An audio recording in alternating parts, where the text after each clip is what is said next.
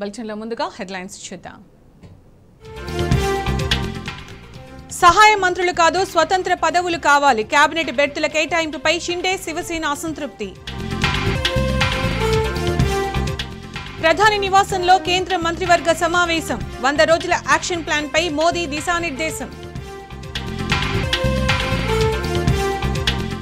BJP చేతిలోనే home, finance, defence శాఖలు. Portfolio కేటాయింపుపై సర్వత్రా ఉత్కంఠ. దేశం ఫస్ట్ అనే నినాదంతో పనిచేద్దాం. పీఎంఓ సిబ్బందికి మోదీ దిశానిర్దేశం.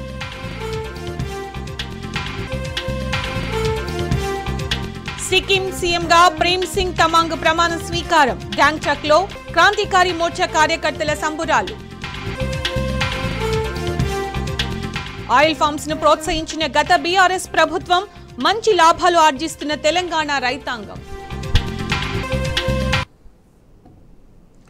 కాంగ్రెస్ పాలనలో రైతులు అష్ట కష్టాలు పడుతున్నారు. అమ్మిన పంటకు ప్రభుత్వం డబ్బులు చెల్లించకపోవడంతో చిత్తాపూర్కు చెందిన ఓ రైతు ఆత్మహత్యకు ప్రయత్నించాడు. మంచిర్యాల జిల్లా నెన్నెల మండల కేంద్రంలోని ఎంపీడీఓ కార్యాలయంలో జనార్దన్ అనే రైతు పురుగుల మందు డబ్బాతో నిరసన తెలిపాడు. నెల రోజుల క్రితం ఐకేపీ కొనుగోలు కేంద్రంలో తాను అమ్మిన మామిడి పంటకు డబ్బులు రాకపోవడంతో బాధితుడు ఆవేదనకు లోనయ్యాడు. దీంతో ఎంపీడీఓ కార్యాలయంలోని ప్రజావాణిలో వెంటనే తనకు డబ్బులు చెల్లించాలంటూ డిమాండ్ చేశాడు. లేదంటే పురుగుల మందు తాగుతానంటూ ఆవేదన వ్యక్తం చేశాడు. మామిడికాయ మేము 30 రూపాయలతోటి కాంటా చేసి ఇస్తాను వాళ్ళు. మేము మినిమం దాదాపు 4 బొలోల కాయ ఇచ్చినాము. ఇస్తే ఇప్పుడు వాళ్ళు మాకు అక్కడ తక్కువ రేట్ ఇచ్చారు. మేము 28 కట్టిస్తాం అది అని చెప్పి ఇప్పుడు మాకు నెల రోజుల కొండి మమ్మల్ని తిప్పుతారు రేపు మా పని. మాకు డబ్బులు ఇవ్వడం లేదు. ఇప్పుడు తీరా ఆఫీస్కి వచ్చి మేము ఆల్రెడీ మందు డబ్బు పట్టుకొని వచ్చినాం. వచ్చిన వాళ్ళు ఫోన్లు బిజీ వాళ్ళే మాట్లాడుకుంటారు తప్ప మరి మాకు కరెక్ట్ క్లారిటీగా మాకు ఇంత ఇస్తామని మాకు క్లారిటీగా మాకు ఏం చెప్తలేదు. తీరా ఇప్పుడు ఫోన్ చేసేసరికి అత్తాము ఇప్పుడు వస్తానా గంటన్నర వరకు వస్తా అని చెప్పంటారు. మేము వచ్చి 2-3 గంటలు అవుతుంది. ఇక్కడ ఆఫీసులో వచ్చే వరకు ఎవరు లేరు. మా పరిస్థితి ఏంది? ఇప్పుడు 30 రూపాయలతో కట్టిస్తేనే తీసుకుంటామని చెప్పి మేము సిద్ధంగా ఉన్నాం. ఇవాళ ఏ టైమైనా మంచి ఈయన మందు డబ్బాలు పట్టుకొని వచ్చి ఈయనే ఉన్నాం. మేము ఇవాళ నైట్ ఇక్కడ పడుకున్నాం మంచిది. ఎట్లా మాకు డిక్లేర్ కానీ మాత్రం ఈ నిజం 1,10,540 రూపాయలు రావాలి. నాకు 1,10,540 రూపాయలు రావాలి. వీటి కోసం ఇప్పుడు వారం నుంచి మాకు 2 రోజుల తర్వాత అన్నారు. 2 రోజుల తర్వాత ఫోన్ చేస్తే ఎవరు రెస్పాండ్ కావట్లేదు. చీరగేడికి మేము మందుడా పట్టుకొని వచ్చినాం ఆఫీస్కు. వచ్చినా కానీ మాకు ఆఫీసులో ఎవరు లేరు. ఇక్కడ మా పరిస్థితికి రైతులది. కాంగ్రెస్ పాలనలో రైతులు నానా అవస్థలు పడుతున్నారు. మంచిర్యాల జిల్లా కేంద్రంలో ఐబీ చౌరస్తాలోని అంబేద్కర్ విగ్రహం వద్ద రైతులు నిరసనకు దిగారు. లక్షెట్టిపేట మంచిర్యాల గ్రీన్ఫీల్డ్ హైవే నిర్మాణంలో భాగంగా అధికారులు తమ వ్యవసాయ భూములను లాక్కోవడానికి ప్రయత్నిస్తున్నారని మండిపడ్డారు. ఎవరి స్వలాభం కోసం రోడ్డు నిర్మాణ సర్వేలు మార్చారో సమాధానం చెప్పాలని అధికారులను డిమాండ్ చేశారు. దీనివల్ల అనేక మంది రైతులు రోడ్డున పడే పరిస్థితి వచ్చిందని ఆవేదన వ్యక్తం చేస్తున్నారు. ముఖ్యమంత్రి గారు స్పందించండి, ఎమ్మెల్యే గారు స్పందించండి. గ్రీన్ఫీల్డ్ హైవే బాధితులు ఇవాళ ఆజిపూర్ మండలం కానీ లక్షపేట మండలంలో ముప్పు బాధితులు మరి ఏదైతే ఇదివరకే ఎల్లంపల్లి ప్రాజెక్టులో మరి ముప్పు బాధితులుగా మరి భూములను కోల్పోయినరు.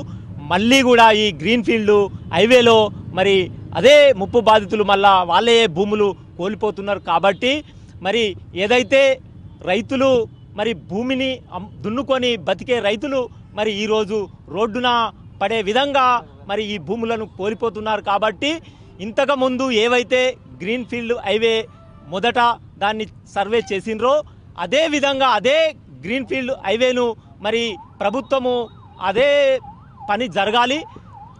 లేనట్టయిందే ఉంటే రైతులందరూ కూడా మరి ఈ యొక్క ఇదివరకు ఎల్లంపల్లి ముప్పులో మునిగిపోయిన బాధితులయ్యే. కాబట్టి మరి వాళ్లకు ఒక్క గుంట భూమి కూడా లేని పరిస్థితిలో మరి రోడ్డు మీద పడే అవకాశం ఉన్నది. కాబట్టి మరి కేంద్ర గవర్నమెంట్ కానీ స్టేట్ గవర్నమెంట్ కానీ మరి ఈ యొక్క రైతుల బాధను అర్థం చేసుకొని మరి ఈ యొక్క గ్రీన్ఫీల్డ్ ముప్పు బాధితులను మరి వీళ్ళ యొక్క బాధలు అర్థం చేసుకొని ఈరోజు ఎర్రటి ఎండలో అంబేద్కర్ సాక్షిగా మరి ఈరోజు అంబేద్కర్ ముందు నిరసన తెలపడం జరిగింది.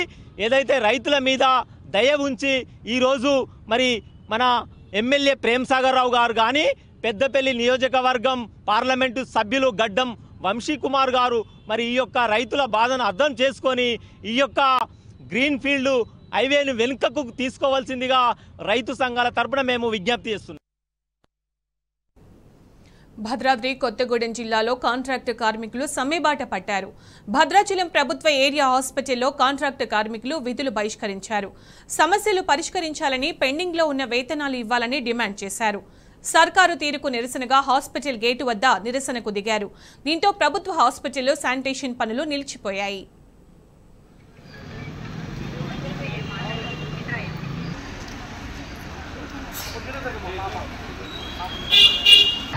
వర్ధిల్లాలి కార్మికుల ఐక్యత. భద్రాచలం ప్రభుత్వ ఆసుపత్రిలో పనిచేస్తున్నటువంటి కాంట్రాక్ట్ అవుట్సోర్సింగ్ ఇట్లాంటి ఎక్కడెక్కడన్నా చూడు.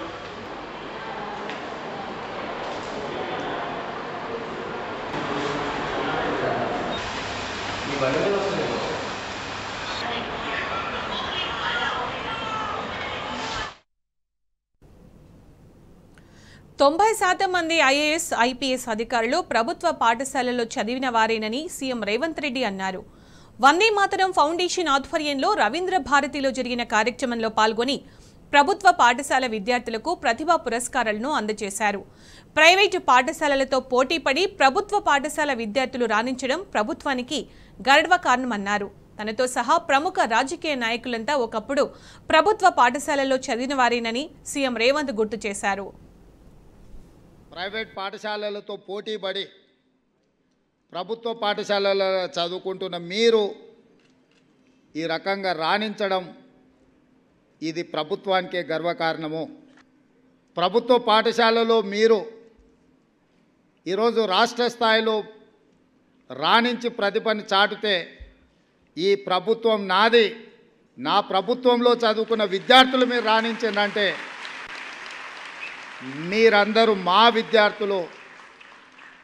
నారాయణ, చైతన్య లాంటి ప్రైవేట్ కార్పొరేట్ పాఠశాలలతో, కాలేజీలతో మా విద్యార్థులు కూడా పోటీ పడగలుగుతున్నారు అని అంటే అది మా గౌరవానికి గుర్తింపు. ఈ దేశంలో ఐఏఎస్లైనా, ఐపీఎస్లైనా, ఐఎఫ్ఎస్లైనా వివిధ ఉన్నతాధికారులు మా ప్రభుత్వంలో పనిచేస్తున్న వాళ్ళు నన్ను కలవడానికి వచ్చినప్పుడు వాళ్ళతో మాట్లాడుతున్న సందర్భంలో నేను వాళ్ళని అడుగుతుంటాను, మీ స్కూల్ ఎడ్యుకేషన్ ఎక్కడా, మీ కాలేజ్ ఎడ్యుకేషన్ ఎక్కడా. ఎందుకు అని అంటే ఒక అంచనా వేయడానికి వీళ్ళు ప్రభుత్వ పాఠశాలలలో చదివినరా, ప్రైవేట్ కార్పొరేట్ స్కూల్స్లలో చదివినరా అని ఒక అంచనా కోసం నేను అడుగుతుంటా. 90% ఐఏఎస్, ఐపీఎస్లు ప్రభుత్వ పాఠశాలలలో చదువుకున్న వాళ్ళే ఎన్నికవుతున్నారు. అదేవిధంగా రాజకీయ నాయకులు ముఖ్యమైన హోదాలలో రాణించిన వాళ్ళు ఈ దేశం మొత్తం మీద చూడండి. నిన్న ప్రమాణ స్వీకారం చేసిన నరేంద్ర మోడీ గారు కావచ్చు, 12 తారీఖు నాడు ప్రమాణ స్వీకారం చేయబోయే నారా చంద్రబాబు నాయుడు గారు కావచ్చు, డిసెంబర్ 7, 2023 నాడు ప్రమాణ స్వీకారం చేసిన మీ రేవంత్ అన్న కావచ్చు, మేమందరం ప్రభుత్వ పాఠశాలల్లో చదువుకొనే ఈ స్థాయికి వచ్చినాం. మేము ఈ స్థాయికి రావడానికి కారణం మా తల్లిదండ్రుల కంటే కూడా ఆ పాఠశాలల్లో చదువులు చెప్పిన గురువులదే. మాజీ మంత్రి ఎమ్మెల్యే తలసాని శ్రీనివాస్ యాదవ్ ఇంట్లో విషాదం చోటు చేసుకుంది. శ్రీనివాస్ యాదవ్ సోదరుడు తలసాని శంకర్ యాదవ్ ఇవాళ ఉదయం మృతి చెందారు. అనారోగ్యంతో మృతి చెందిన శంకర్ యాదవ్ భౌతికాయానికి ఎమ్మెల్యే హరీష్రావు నివాళులర్పించి కుటుంబ సభ్యులను పరామర్శించారు.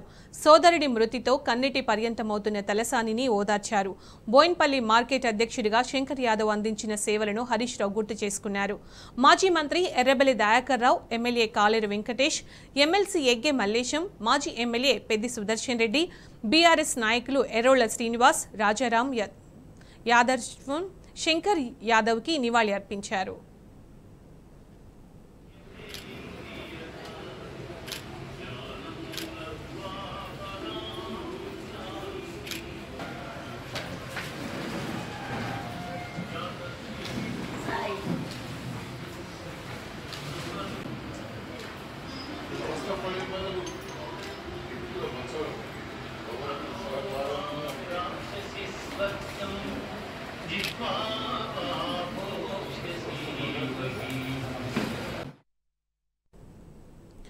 సిద్దిపేట జిల్లా దుబ్బాక 100 పడకల ఆసుపత్రిలో డాక్టర్లు సిబ్బందితో ఎమ్మెల్యే కొత్త ప్రభాకర్ రెడ్డి సమీక్ష సమావేశం నిర్వహించారు. వర్షాకాలంలో సీజనల్ వ్యాధులు వచ్చే అవకాశం ఉన్నందున తీసుకోవాల్సిన ముందస్తు జాగ్రత్తలపై రివ్యూ మీటింగ్లో చర్చించారు. మెడికల్ స్టాఫ్ మొత్తం అలర్ట్గా ఉండాలని, ఆసుపత్రికి వచ్చే రోగుల పట్ల తగు జాగ్రత్తలు తీసుకోవాలని ఎమ్మెల్యే కొత్త ప్రభాకర్ రెడ్డి సూచించారు. సంబంధించిన అన్ని పిహెచ్సి నుంచి వచ్చేసిన డాక్టర్లకు, సూపర్వైజర్లకు, సపోర్టింగ్ స్టాఫ్కు మరి పిలువగానే వచ్చి మరి మొట్టమొదటి మీటింగ్ను మరి సక్సెస్ చేసినందుకు అందరికీ కూడా పేరు పేరున మరి కృతజ్ఞతలు, ధన్యవాదాలు. మీరు భవిష్యత్తులో కూడా బాబు కూర్చొని పెడుతూ మీరు జరిగినట్టు మరి ఫ్యూచర్లో ఒక దుబ్బాక నియోజకవర్గంలో దాదాపు పిహెచ్సిలు 10 ఉంటాయి. మరి 10కి 10 కూడా మన తెలంగాణలోనే, మన జిల్లాలో కాదు తెలంగాణలోనే మరి మంచి సర్వీస్ ఇచ్చే పిహెచ్సిలు పేరు రావాలని చెప్పి మీ అందరినీ కూడా రిక్వెస్ట్ చేస్తున్నా. మరి మీరందరూ కష్టపడి పనిచేస్తే ఖచ్చితంగా మరి మనం ఎవరికైతే పూర్ పీపుల్ వచ్చేదే పిహెచ్సిలోకి వచ్చేది చాలామంది పేదవాళ్ళు వస్తారు. మరి వారికి మంచి సర్వీస్ ఇచ్చి మరి సేవ చేసినట్టయితే ప్రభుత్వానికి పేరు వస్తుంది. మరి మీకు కూడా ఒక సర్వీస్ చేసినామని చెప్పి మీకు కూడా ఒక మంచి పేరు వస్తుంది. దీన్ని సక్సెస్ చేయవలసిందిగా మొట్టమొదటి మీటింగ్ ఇది. నేను ఎమ్మెల్యే అయిన తర్వాత మరి ఫస్ట్ టైం మీటింగ్ పెట్టినా. మీరందరూ కూడా సహకరించి వచ్చినందుకు అందరికీ పేరు పేరున కృతజ్ఞతలు. మళ్ళీ ఒక 1 month 2 months తర్వాత నేను అన్ని దవాఖానాలకు వచ్చి మరి ప్రతి హాస్పిటల్లో ఏమేమి జరుగుతున్నాయి, ఎంతమంది స్టాఫ్ ఉన్నారు, మీ సాధక బాధకాలు కూడా చూసుకునే బాధ్యత నేను తీసుకుంటా. మరి ఇది మనకు అన్నిటికంటే ఇంపార్టెంట్ హెల్త్. ఈ హెల్త్ సర్వీసు చేస్తేనే భవిష్యత్తులో మరి మనం అందరం ఆరోగ్యంగా ఉంటేనే మరి రాష్ట్రం ఆరోగ్యంగా ఉండాలి, మరి దేశానికి ఒక మంచి పేరు వస్తుంది. మరి మీరందరూ కూడా సహకరించాలని చెప్పి ప్రతి ఒక్కరికి పేరు పేరున నేను గ్రీన్ ఇండియా ఛాలెంజ్కు అద్భుత స్పందన వస్తోంది. బీఆర్ఎస్వి రాష్ట్ర ఉపాధ్యక్షుడు, విద్యార్థి నాయకుడు తుంగబాలు తన పుట్టినరోజు పురస్కరించుకొని మొక్కలు నాటారు. ఉస్మానియా యూనివర్సిటీలోని సరస్వతి అమ్మవారి దేవాలయం సన్నిధిలో మొక్కలు నాటడం సంతోషంగా ఉందని తుంగబాలు చెప్పారు. బీఆర్ఎస్ ప్రభుత్వ హయాంలో చేపట్టిన హరితహారంతో రాష్ట్రంలో పచ్చదనం పెరిగిందన్నారు. అదే స్ఫూర్తితో చేపట్టిన గ్రీన్ ఇండియా ఛాలెంజ్లో భాగంగా మొక్కలు నాటడం సంతోషంగా ఉందని తుంగబాలు చెప్పారు. గ్రీన్ ఛాలెంజ్ రూపొందించిన ఎంపీ సంతోష్ కుమార్కు ప్రత్యేక కృతజ్ఞతలు చెప్పారు.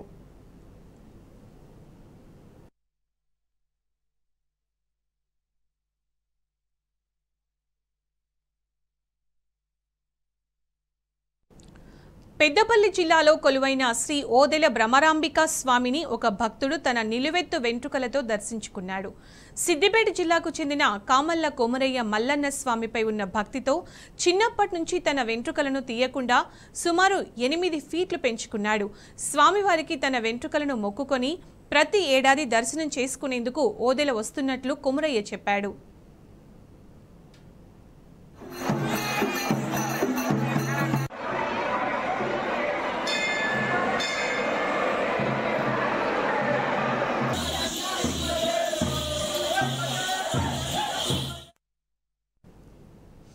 నైరుతి రుతుపవనాలు రైతులకు ఆశాజనకంగా ఉంటాయన్నారు వాతావరణ కేంద్రం అధికారి శ్రావణి. రానున్న 3 రోజుల పాటు రాష్ట్రంలో తేలికపాటి నుంచి మోస్తారు వర్షాలతో పాటుగా భారీ వర్షాలు కురిసే అవకాశం ఉందన్నారు. రైతులు వారి ప్రాంతాల్లో ముందస్తుగా వర్షాల గురించి తెలుసుకోవాలంటే మేఘదూత్ ఆగ్రోమేట్ గ్రీన్ అలర్ట్స్ యాప్ని డౌన్లోడ్ చేసుకోవాలని సూచించారు. గతంలో కంటే ముందుగానే నైరుతి రుతుపవనాలు ప్రవేశించాయంటున్న వాతావరణ కేంద్రం అధికారి శ్రావణ్తో మా ప్రతినిధి వంశీ ఫేస్ టు ఫేస్. నైరుతి ఋతుపవనాలు ఇప్పటికే రాష్ట్రంలోకి ప్రవేశించడం జరిగింది. ప్రజెంట్ ఏ ప్రాంతాలకు విస్తరించడం జరిగింది. దాంతోపాటుగా రానున్నటువంటి 3 రోజుల పాటు కూడా రాష్ట్రంలో వర్షాలు ఎలా ఉండబోతున్నాయి, దాంతోపాటుగా వ్యవసాయ రంగం పైన ఈసారి ఎలా ఉండబోతుందనే అంశానికి సంబంధించి కూడా మనతో పాటు మాట్లాడడానికి వాతావరణ కేంద్రం అధికారి శ్రావణి గారు మనతో పాటు ఉన్నారు. వారితో మాట్లాడించే ప్రయత్నం చేద్దాం. మేడం చెప్పండి, నైరుతి ఋతుపవనాలు ఇప్పటికే రాష్ట్రంలోకి ప్రవేశించినటువంటి నేపథ్యంలో ఎక్కడి వరకు విస్తరించాయి అంటారు? నైరుతి ఋతుపవనాలు మనకి దాదాపుగా నిజామాబాద్, రామగుండం పరిసర ప్రాంతాల వరకు కూడా విస్తరించడం జరిగింది. 3వ తారీఖున తాకిన తెలంగాణ మీదకి తాకిన నైరుతి ఋతుపవనాలు దాదాపుగా ఈరోజు 10వ తేదీకి చూసుకున్నట్లయితే నిజామాబాద్, రామగుండం పరిసర ప్రాంతాల వరకు కూడా విస్తరించడం అయితే జరిగింది. ఈ నైరుతి ఋతుపవనాలు విస్తరించిన సమయంలో మనం చూసుకున్నట్లయితే దాదాపుగా అక్కడక్కడ మోస్తరు వర్షంతో పాటుగా భారీ వర్షపాతాలు కూడా నమోదవడం అయితే జరిగింది. మరో 2-3 రోజుల్లో మొత్తం తెలంగాణ రాష్ట్రం మొత్తం మీద కూడా విస్తరించే అవకాశం అయితే కనిపిస్తుంది. ఈసారి ఎలా ఉండబోతుంది అంటారు వర్షపాతం సంబంధించి, రాష్ట్ర వ్యాప్తంగా కావచ్చు, దేశవ్యాప్తంగా సంబంధించి? ఈసారి మనకి మొదట్లో దాదాపుగా మనకి 2 రోజులు 10వ తేదీన సాధారణంగా రావాల్సిన ఋతుపవనాలు 3వ తేదీనే మనకు తాకడం, దాదాపుగా విస్తరించే సమయానికి సాధారణ సమయానికి సమానంగా ఉండడం వల్ల, అంతేకాకుండా మనకి ఈ ఐఓడి కూడా కొద్దిగా పాజిటివ్గా ఉండడం వల్ల రాష్ట్రంలోనే కాదు దేశంలోనే కూడా సాధారణం కంటే అధిక వర్షపాతం నమోదయ్యే అవకాశం అయితే కనిపిస్తుందన్నమాట. మేడం, దాంతోపాటుగా ఏదైతే నైరుతి ఋతుపవనాలు ఇప్పటికే ప్రవేశించినటువంటి నేపథ్యంలో వ్యవసాయ రంగం మీద ఈసారి ఎలా ఉండబోతుంది అంటారు? ప్రస్తుతానికి అప్పటికే మనకి దక్షిణ తెలంగాణ జిల్లాలన్నింటిలోని ఆల్రెడీ విత్తనాలు అయితే మనకి ల్యాండ్ ప్రిపరేషన్ నుంచి విత్తుకోవడం అయితే జరిగింది. మనకి రంగారెడ్డి పరిసర ప్రాంతాలు కూడా ఇంకా ఉత్తర తెలంగాణ కొన్ని జిల్లాలు మినహా రాష్ట్రం మొత్తం మీదుగా దాదాపుగా సోయింగ్స్ అయితే స్టార్ట్ అవ్వడం అయితే జరిగింది. ఈసారి ఇప్పుడు సోయింగ్ అనువైన సమయం మనకి దాదాపుగా 13వ తేదీ నుంచి 20వ తేదీ వరకు కొద్దిగా రెయిన్స్ తగ్గే అవకాశం ఉంది. ఆ సమయంలోకి ఇప్పుడు ఇవన్నీ మొలకెత్తడం అయితే జరుగుతుంది. అధిక వర్షపాత సూచన ఉన్నందున ఈసారి మరింతగా ప్రొడక్టివిటీ పెరిగే అవకాశం అయితే కనిపిస్తుంది. అంటే ఈసారి నైరుతి ఋతుపవనాలు రైతులకు ఆశాజనకంగా ఉండబోతుందంటారా? ఆశాజనకంగానే ఉంటుందండి. ఎందుకంటే ఆశించిన మేర వర్షపాతం నమోదే అవకాశం అయితే కనిపిస్తుంది. గత ఏడాదితో పోల్చుకున్నట్లయితే గత ఏడాదిలో మనకి ఋతుపవనాలు రావడమే ఆలస్యంగా జరిగింది. అంతేకాకుండా జూలైలోని సాధారణం కంటే అధిక వర్షపాతం నమోదవుతూనే ఒకేసారి వర్షపాతం నమోదవడం వల్ల చాలా వరకు వరదలు సంభవించడం జరిగింది కొన్ని ప్రదేశాల్లో. అలాగే ఆగస్టు మొత్తం డెఫిషియెంట్లో ఉండడం వల్ల కొద్దిగా డ్రౌట్ కండిషన్స్ కూడా కొనసాగడం అయితే జరిగింది. సెప్టెంబర్లో సాధారణంగా ఉన్న మొత్తానికి కొద్దిగా గత ఏడాది కొంత అధికము కొంత అపార నష్టం కూడా జరగడం అయితే జరిగింది. కానీ ఈసారి వర్షాలు సమృద్ధిగా ఉండడం వల్ల కొద్దిగా ఆశాజనకంగానే కనిపిస్తుంది అన్నమాట. ఈ మధ్యకాలంలో గ్రామీణ ప్రాంతాలకు సంబంధించి కూడా వాతావరణానికి సంబంధించి అప్డేట్ అందించాలనే ఉద్దేశంతో ప్రత్యేకంగా యాప్ని ప్రారంభించారు. దీని ద్వారా రైతులు ఎంతమంది వరకు నమోదు చేసుకున్నారు, ఇంకెంతమంది చేసుకునే అవకాశం ఉందంటారు? దీని గురించి మీరేమంటారు? దాదాపుగా ఒక గ్రీన్ అలర్ట్స్ యాప్ అనేది మనం చేయడం జరిగింది. ప్రతి మొబైల్ ఫోన్లో ఒక గ్రీన్ అలర్ట్ యాప్ అనేది వస్తుంది. దీనివల్ల ఏమిటంటే మనం ఉన్న ప్రదేశంలో అంటే మనం ఏ బ్లాక్లో అయితే ఉన్నామో, ఏ మండల్లో అయితే ఉన్నామో, ఏ పంచాయతీలో వరకు పంచాయతీ లెవెల్ వరకు కూడా అక్కడ ఆ సమయంలో ఎంత వర్షపాతం నమోదయ్యే అవకాశం ఉందో కూడా చూపించడం అయితే జరుగుతుంది. దీంతో పాటుగా మనకి దీనికి మేఘదూత్ యాప్ ద్వారా రైతుల్ని పూర్తిగా అంటే వచ్చే అడ్వైజరీస్ ఏ విధంగా ఉండబోతున్నాయి, అంటే ఏ పంటకి ఏ విధమైన చర్యలు తీసుకోవాలి, ఈ సమయంలో అధిక వర్షపాతం నమోదైతే ఏ విధంగా ఉండాలి అనే అడ్వైజరీ కూడా ఇస్తున్నాం అన్నమాట. నమోదు చేసుకోనటువంటి రైతులకు మీరు ఏం చెప్పదలుచుకున్నారు? దీని ద్వారా మీరు ఎట్లా నమోదు చేసుకోవాలనేది వారికి ఒక సలహా ఇస్తారా? నమోదు చేసుకోలేనటువంటి అయితే ప్రస్తుతానికి నమోదు చేసుకోండి. దీంతో పాటుగా మేము స్టేట్ అగ్రికల్చర్ డిపార్ట్మెంట్కి కూడా పంపించడం వల్ల మనకి ఎక్స్టెన్షన్ ఆఫీసర్స్ ద్వారా కూడా ఈ ఫోర్కాస్ట్ అనేది వాళ్ళకి చేరే వరకు చేస్తున్నాం. లాస్ట్ మైల్ కనెక్టివిటీ అంటే ఈ యాప్లు అనేవి చాలామంది ఉపయోగించకపోవచ్చు, ఎందుకంటే కొంతమంది ఇలిటరేట్స్ కూడా ఉండొచ్చు. కాబట్టి ఉపయోగించలేని ఉన్న దీంట్లోని పేపర్ ఫోర్కాస్ట్ అంటే మన బులెటిన్ బోర్డ్స్లో కానీ అంటే లోకల్ బులెటిన్ బోర్డ్స్లో కానీ పంచాయతీ బోర్డ్స్లో కానీ ఈరోజు వర్షపాతం నమోదైతే ఎంత అవకాశం ఉంది, దీంతో పాటు వచ్చే అడ్వైజరీ ఈ విధంగా ఉండే అవకాశం ఉందని కూడా అందించడం అయితే జరుగుతుందన్నమాట. కానీ అందరూ సానంత వరకు యాప్లో ఎన్రోల్ చేసుకోవడం అనేది చాలా ముఖ్యం. ఎందుకంటే ప్రతిదీ మనకి యాప్ ద్వారా వచ్చే మనకి 3 గంటల నుంచి దాదాపుగా 3 రోజుల వరకు కూడా ఏం జరగబోతుందో కూడా అందులో తెలుసుకోవచ్చు. దానికి తగ్గట్టుగా సలహాలు సూచనలు కూడా పాటించవచ్చు అన్నమాట. రానున్నటువంటి 3 రోజుల పాటు కూడా వాతావరణం ఎలా ఉండబోతుంది, వర్షపాతం ఎలా ఉండబోతుంది అంటారు? వచ్చే 3 రోజులు చూసుకున్నట్లయితే తెలంగాణ రాష్ట్రంలో మొత్తం మీదుగా మనకి మోస్తరు వర్షాలు కురిసే అవకాశం ఉంది. దక్షిణ ఈశాన్య తెలంగాణ జిల్లాలుగా అక్కడక్కడ మనకి భారీ వర్షపాత సూచన కూడా కనిపిస్తుంది. ముఖ్యంగా దక్షిణ తెలంగాణ జిల్లాలైన వికారాబాద్, సంగారెడ్డి, అలాగే రంగారెడ్డి జిల్లాలు, మేడ్చల్, మల్కాజ్గిరి, యాదాద్రి భువనగిరి, నల్గొండ, సూర్యాపేట, మహబూబ్ నగర్ పరిసర ప్రాంతాల్లో అక్కడక్కడ భారీ వర్షపాతంతో పాటుగా ఉరుముల మెరుపులతో కూడిన వర్షపాతము, ఈదురుగాలులు కూడా గంటకు 30 నుంచి 40 కిలోమీటర్ల వేగంతో వీచే అవకాశం కనిపిస్తుంది. మిగతా ఉత్తర తెలంగాణ జిల్లాల్లో ప్రాంతాల్లో అక్కడక్కడ జల్లులు కూడా కురిసే అవకాశం అయితే కనిపిస్తుంది. ఇది రాష్ట్రంలోకి నైరుతి ఋతుపవనాలు అనుకున్న సమయానికంటే ముందుగానే ప్రవేశించినటువంటి నేపథ్యంలో ఈసారి సమృద్ధిగా వర్షాలు కురుస్తాయని కూడా చెప్తా ఉన్నారు. దాంతోపాటుగా రైతులకు ఆశాజనకంగా ఉండబోతుందని కూడా చెప్పినటువంటి పరిస్థితి మనం చూస్తూ ఉన్నాము. రానున్నటువంటి 3 రోజుల పాటు కూడా రాష్ట్రంలో తేలికపాటి నుంచి ఓ మోస్తరు వర్షాలతో పాటుగా భారీ వర్షాలు కురిసే అవకాశం ఉన్నట్టు కూడా వాతావరణ కేంద్రం అధికారులు అంచనా వేసినటువంటి పరిస్థితి మనం చూడొచ్చు. వీడియో జర్నలిస్ట్ నరేష్తో వంశీకృష్ణ, టీ న్యూస్, హైదరాబాద్. ప్రధానిగా మోదీ ప్రమాణ స్వీకారోత్సవం వేళ రాష్ట్రపతి భవన్లో జరిగిన అనూహ్య ఘటన ఆలస్యంగా వెలుగులోకి వచ్చింది. కేంద్ర మంత్రిగా ఎంపీ దుర్గాదాస్ ప్రమాణం చేస్తున్న సమయంలో సరిగ్గా ఆయన వెనుక ఓ జంతువు తిరుగాడింది. దీనికి సంబంధించిన కొన్ని వీడియోలు సోషల్ మీడియాలో వైరల్గా మారాయి. ఆ జంతువును చిరుతగా తేల్చేశారు కొందరు నెటిజన్లు. చిరుతలను కూడా రాష్ట్రపతి భవన్లో పెంచుతున్నారా అని ప్రశ్నిస్తున్నారు. మరికొంతమంది మాత్రం అవి చిరుతలు కావని కామెంట్ చేస్తున్నారు. అయితే ఈ ఘటనపై ఇప్పటి వరకు రాష్ట్రపతి భవన్ నుంచి ఎలాంటి అధికారిక ప్రకటన వెలువడలేదు.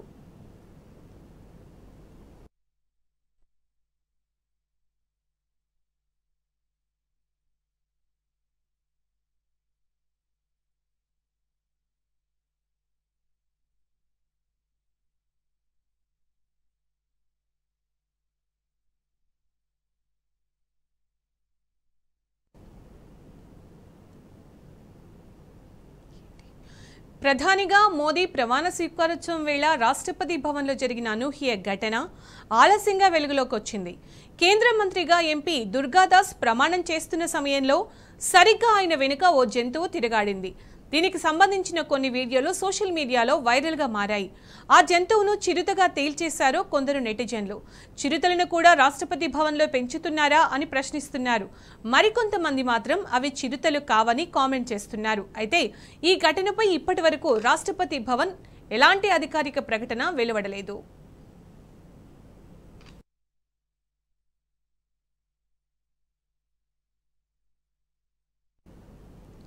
ఇవి బులెటిన్ విశేషాలు.